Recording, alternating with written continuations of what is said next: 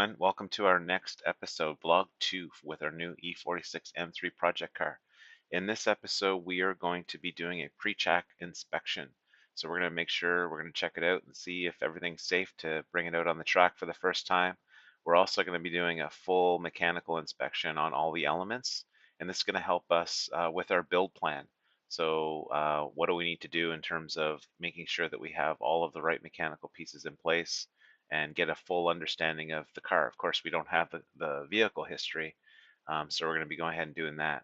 So if you're ever wondering, if you're sitting there and you wanted to take your car to the track, and you're curious about the pre-track inspection, most advanced driving schools, clubs, things that you do, they do have this inspection checklist, and they require that you bring your car to a certified mechanic.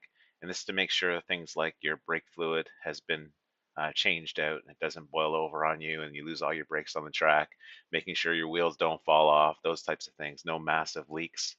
So very, basic safety. In our case, we're going to be doing that. Plus, we're going to, as I mentioned, map out our build plan. So we're going to look at every element of this and then have a build plan for the car to make sure that I'm doing things in the right order, not just putting the shiny objects on it.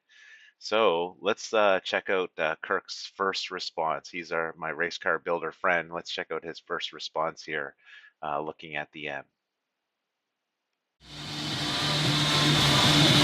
Now, I know why this car is so competitive.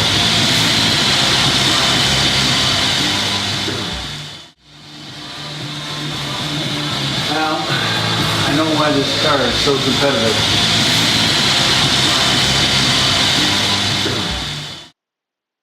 So yeah, Kirk, has competed against BMWs in the past. He's owned BMWs, and so he's still driving German, Audi, Volkswagen, and I'm trying to convince him to come back to the BMW M.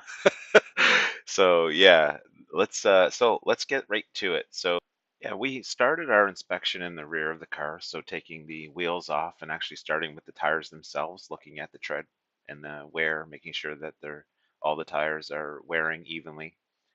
Then we looked at, of course, these are the stock wheel nuts. I don't like them, so I'm going to go ahead and upgrade those to wheel studs. We looked at the brake pads to make sure that we have more than 50%, at least more than 50% before we go out on the track. So we're good there. The rotors, we checked the rotors. The rotors are in good shape. In general, all the mountings, making sure, looking at everything to see if it's that there's any play or if it's loose. So the sway bars and links, everything, giving it a really good check to see if there's anything loose. Bushings tend to wear, and you can actually inspect the bushings and look for loose items and to see if there's anything that's of major concern. The emergency brake, check the emergency brake. Mine's only working on one side, so I've got to fix that. The brake lines, so yeah, I don't have stainless steel brake lines, so I'm going to want to upgrade that. I'm going to come back to brakes and later as well, brake fluid later. As I mentioned, all the bushings, inspecting the bushings, the output shaft and how it's connected, looking at and how if it's in good shape, if it's loose, CV joint. In my case, the output shaft where it's connected to the diff is kind of loose, especially on the passenger side. There's a little bit of play, so I don't know if that's normal, if that's a problem. I don't know if I should, have the diff rebuilt. So if you have any input on that, throw a comment. I understand it's a little bit normal, but just wondering if I should go ahead as is or how loose is loose before I need a rebuild. We also looked at how the drive shaft is connected to the diff. So from that point of view, and again, looking at the underbody, especially on this car, the subframe, how the subframe is connected. I do have some, hairline stress cracks on the subframe mounting to the body, so we're gonna have to take care of that with the subframe reinforcement kit. That was expected, and I wanted to do that anyway. And while we do that, incidentally, we'll be replacing all of the bushings, but that'll be a part of the build plan, a separate video. So then, yeah, following along the drive shaft into the transmission. So I do have a little bit of the weeping in terms of where it's connected. The drive shaft is connected to the transmission. There's weeping, not a major leak. My transmission was overfilled, and it was filled with non-OEM oil. And I feel I want to put these transmissions I understand are pretty finicky, so I want to go back to stock oil on that, and we obviously drained some of the transmission fluid out. So yeah, checking the drive shaft connection to the transmission, all of the other underbody components, there's brake lines under there, fuel lines, fuel pump. I also have a missing V brace um, that kind of connects the subframe up to the body. So not sure if I'm going to buy one or if I'm going to fabricate one. Might be an interesting project just to go ahead and build one. And so that kind of gets us from the rear of the car, up to the midpoint. On the front of the car, we also checked the tires and brakes consistent with the back, looking for wear and as well as life on the brake pads, looking for more than 50% to head to the track.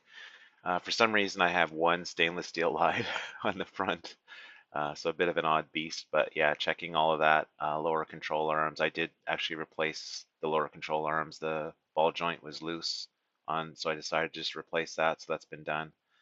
So again, in general, we're looking for function, wear, and as well as any leaks in general. And so that kind of covers off the wheel, and then I'm looking at the steering rack again, looking for leaks. I do have what appears to be a leak somewhere. So what we decided to do is clean underneath the whole engine compartment underneath, just give it a good cleaning, and then that will allow us to determine where any leaks might be occurring. There's no major leaks. There's no puddling on the floor or anything, just generally weeping. That looks like it appears to me underneath the power steering reservoir, as well as there appears to be a bit of an oil leak kind of underneath the Vanos area. And so that's going to be something that I'll have to monitor. Again, the oil level is not lowering, power steering level is not lowering. It's just something that we just want to clean up so that we can inspect and try and isolate and correct.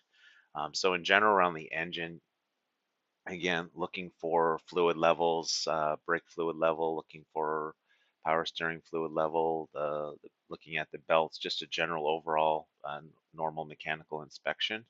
And so that kind of covers off that, just the overall inspection. And again, I'm not a mechanic and that's not a detailed list, but that's the process that we went through. And so, as if you want to do this yourself take your car to the track for the first time, or if you take your car to have it tech inspected before going to the track, these are the kinds of things that they're going to look at. The inspection complete, we then moved over and switched to do some proactive maintenance. So of course, the car is up on the lift. We cleaned the underbody with engine degreaser, and we also went through and hit all of the rubber with silicone spray. I probably put about a can and a half of silicone spray or more on everything just to prolong the life. And also, I hit the seams and where there's little rust spots. In general, I was actually pretty surprised. There's not really a lot of rust underneath, so that was really really happy to see that. But where there were little rust spots, I hit it with rust inhibitor as well as along the seams, so areas where the water might bead, and just take advantage of the fact that it's up on the lift. Most important thing we did though is we replaced the brake fluid. And I don't think the brake fluid has ever been replaced in this car. It was black. It was like tar, and well, not really tar. It was like total liquid and had chunks of whatever in it, and it was disgusting. This is really dangerous for the track because your brake fluid overheats and boils, and basically you have no brakes.